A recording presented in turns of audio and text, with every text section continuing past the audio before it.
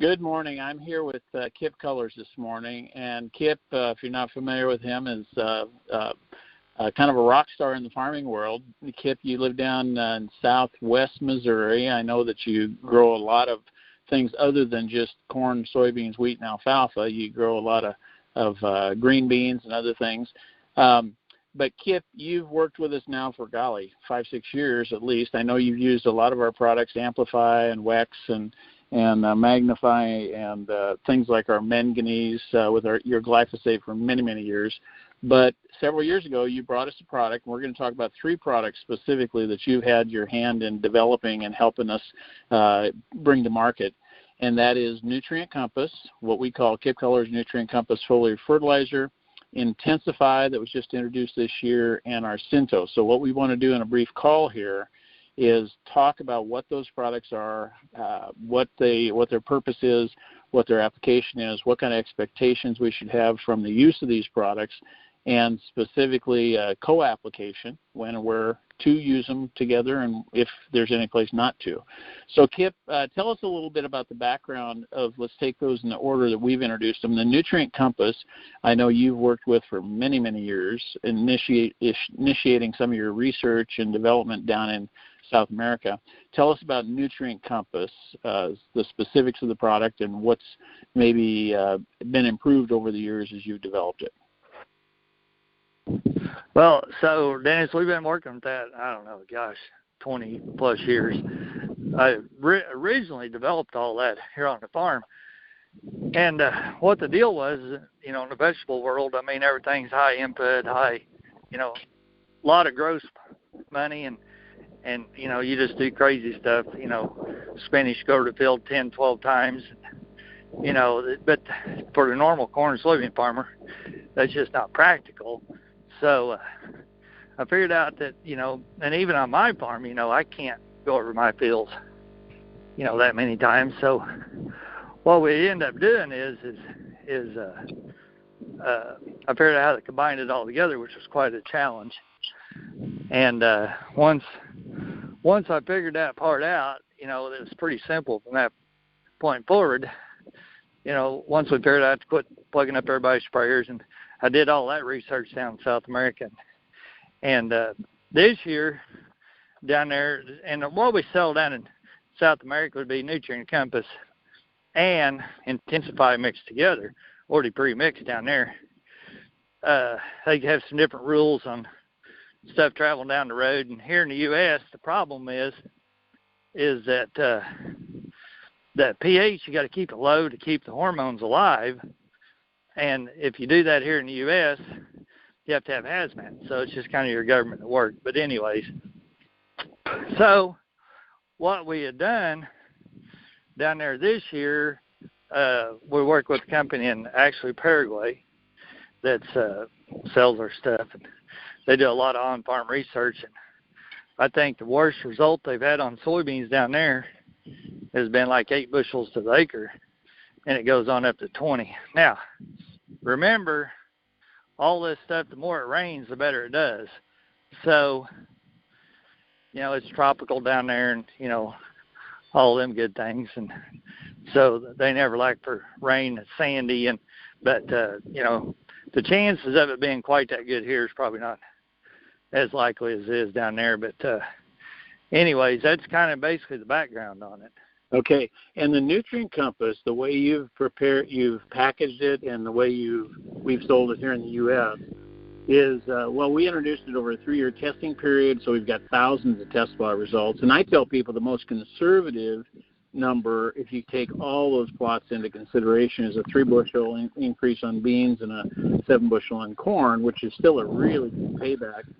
And basically it takes, about 1 bushel on beans to pay for it. It takes probably a couple bushels on corn, 2.5 maybe, to pay for it at current depressed prices. But the thing that probably the best single set of data we've seen is from Central Nebraska, an independent crop consulting outfit, tested 32 different hybrids, 3 replications each, 1 application of Nutrient Compass. And your recommendation is to put on a quart with your glyphosate, so that early V3 to V5 is kind of the window for corn and beans.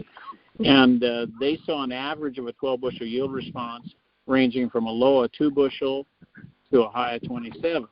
I would tell you this, Kip, from my perspective, dealing with the product since we introduced it, every single customer that I've had that's tried Nutrient Compass has now been using it on every acre since, every year. It's just not even a question, because they've seen, again, sometimes we've seen to that 3 to 7 bushel. Other times we see that 15 to 20 bushel. And you're right. In moisture, I've always told people the number one nutrient any crop needs is water. And with Nebraska being so much of our ground here is irrigated, that's under irrigation, it's always going to pay you well. Yes, I would agree, and that's we use it on every acre, and on my farm this year, the way we're going to do it is on all of our green beans and all of our corn, we're going to mix the two together, Nutrient Compass and Intensify, and run on every acre of green beans and corn. Okay. And then now on our soybeans, that's a little different story. Our double crop beans, remember we got such a long growing season, and we grow a late group 4, which have a tendency to get kind of tall. And this stuff will make everything get taller. But unless you're, in that late group 4 maturity and your beans are getting chest high, you don't really have too much to worry about, like I would. But so what we'll do is we'll run it on our double crop beans, but not our single crop beans, because our beans do get too tall. So if you're working with anybody down south, I just caution you that it can cause stuff to get a little taller. But there's also times, if you're up north in the Dakotas or Minnesota or somewheres, your beans don't get tall enough. And this is a way to get them to get a little taller. Well, and I think especially this year, what we're looking at is a later planting date for a lot of guys, and I think they're looking for ways to help things catch up. And I think both of these products are really a key to that. Now, okay, so for Nutrient Compass, you can put it on multiple times, but the first application is that V3 to V5 with your glyphosate is kind of what you designed it for, right? Correct. So the Intensify, now let's talk about Intensify. This is the very first year for Intensify in the U.S., but I know you've been working with it in South America, and what you've told me is that down in South America, everybody uses plant growth regulators, and so there's really never a comparison between Intensify and nothing. It's always against other ones. And explain the difference between, just in general terms, between Nutrient Compass and Intensify. They're not the same mode of action, not the same ingredients. Absolutely not. So Nutrient Compass is more of a micro pack with it does have some hormones in it. They're just more of a natural. But it's just two totally different deals. The Intensify is 100% hormones, so it's gibberellic acid and IBA. IBA encourages root growth, and the gibberellic acid encourages vegetative growth. So there's really nothing on the market that's quite like it. There's some similar stuff, but the big thing that I know about it is we're about a third the price of what everybody else is whenever you combine the two together. So, which is pretty exciting. And when I was talking about those yield increases, that was not against naked. That was up against current products, and everybody's already doing something. So we don't ever get to test against nothing. We always have to test against something. So, it's pretty exciting. Like I said, if the stars line up, this stuff is just amazing what it does. So we're looking at, with Nutrient Compass, a foliar application only, and that sweet spot is this 3 to V5, but you can apply it later. Now, in the Intensify, your first application you'd like to see is in furrow, right?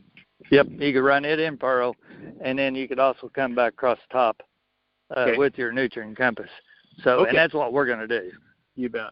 Now, when we talk about the in furrow, is there anything that Intensify, and I love the packaging on it. One single container treats 50 acres, foliar or in furrow, but is there anything that we know of that you can't mix it with? I mean, you can mix it with fertilizers, you can mix it with insecticides, herbicides, fungicides, anything you might be putting in furrow, Syntose, our sugar product. Is there anything? Not aware of anything you couldn't mix it with. Okay. And the mixing ability on that is absolutely amazing. I guarantee you this one, there is nothing on the market that mixes as easy as that stuff does. I mean, it's absolutely phenomenal. I don't know if I've gotten a lot of text from different guys that's used it for the first time. And it dissolves like in water. It won't even get to hit the bottom of the tank. And it's completely dissolved. Fertilizer, it may take it a couple of minutes. Time you get to the field or out the driveway, it's completely dissolved. So it's just amazing on how that stuff is able to dissolve as quick and easy as it does.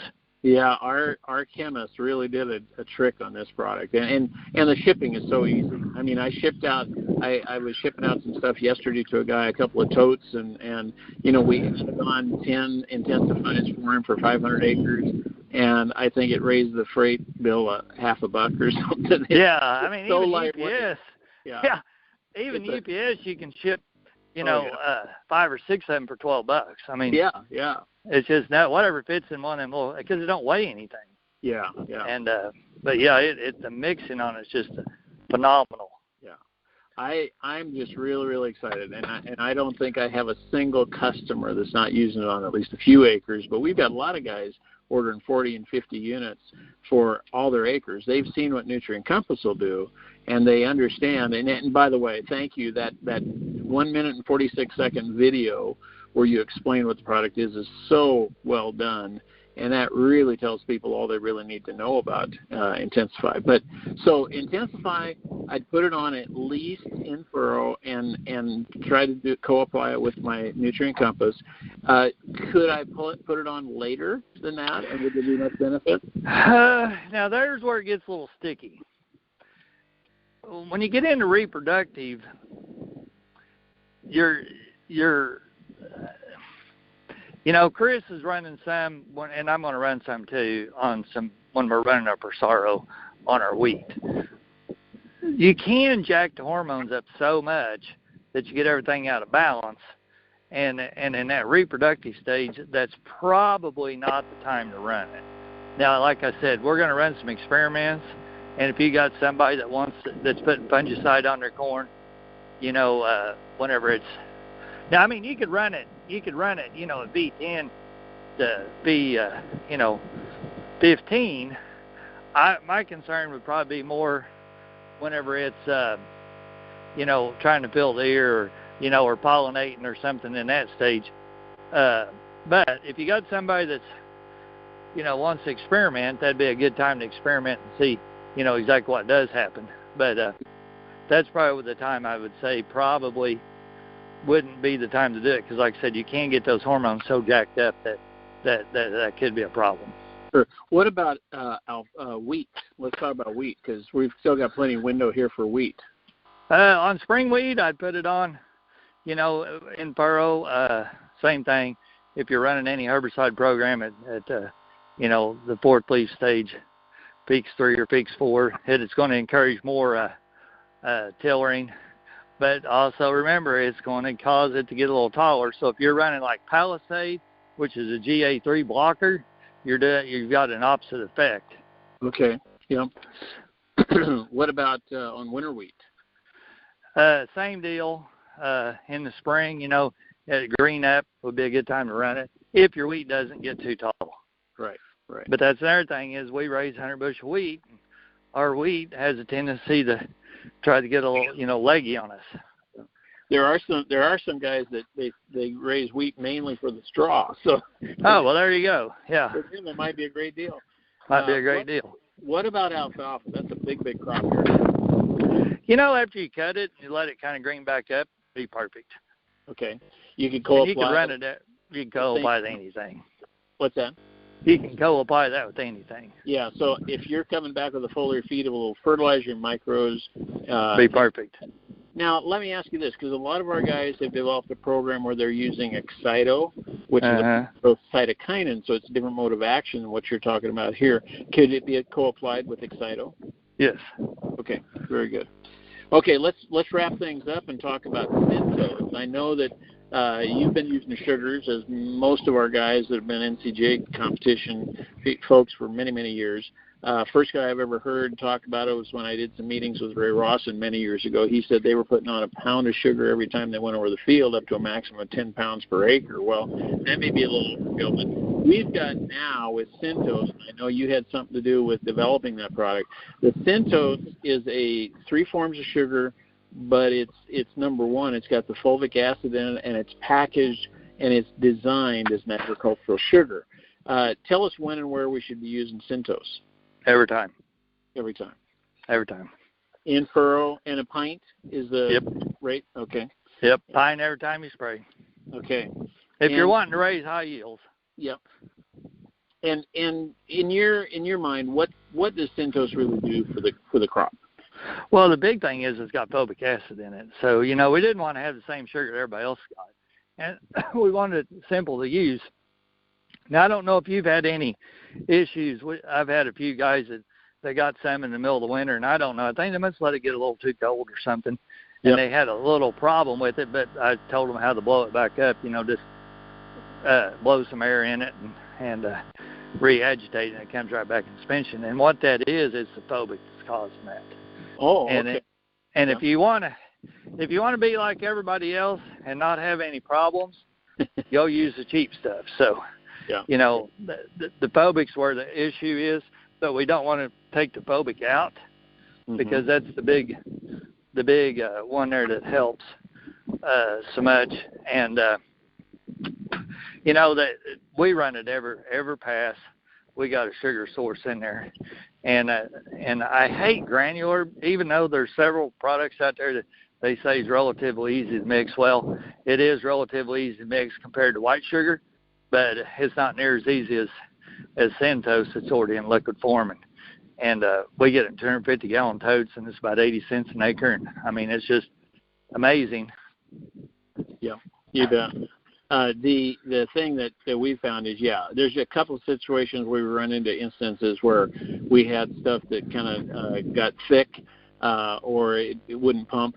But a little bit of water, you can dilute it, just to increase your rate. Then, if you mix it with a little warm water or something to get in suspension. What we found also is if you could just get it out of a cold shed, if it's been sitting there for a month or two, and warm it up, shed and let the sun heat up that tote, that usually resolves it too. But it's a sugar, and so you're going to have some of those things that I didn't realize was the fulvic acid in there that was causing that.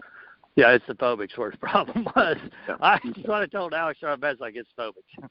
But, so what's it do for in foliar applications? I mean, I know in furrow we're going to speed up, we're going to improve metabolism of our soil microbes and things like that. But in the foliar application, what's the big benefit of using, say, a Syntose with herbicides and pesticides, fungicides?